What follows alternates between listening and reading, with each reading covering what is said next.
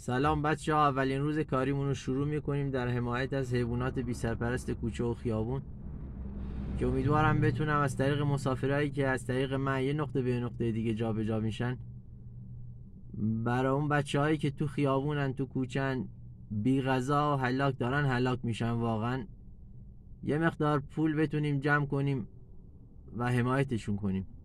هاوشاری عزیزەکانم، بەزانم مشکڵاتەکان من فرز گشت من مشکڵات من از گشت من گرفتارین، ولی نفری دو سێ هەزارت من هەزارت من هەر چەندێ فەرق ناکە بنینە لاوە پسانی کۆمەکەین بۆ حیوانگەرەوانە ناو خیابانە لە برسێتیا خەریکن هەلاکەون. خوای گوناحیانس بنیام ناتانێ بیان بێنێت و هەروە بێتەفاوت لە کناریانە ڕەت بێ. دەستان خۆش بێ ئیشەڵا کە بتانین ئەم کارە خێرا ئەنجام بین و kömekiyken pê bikەین. Arkadaşlar, bugün konumuz işimize başladık.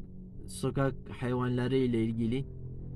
Umarım ki toplandığı paraya o sokaktaki çocuklara mama alırız ve onlara da bir şekilde yardımcı etmeye çalışıyoruz.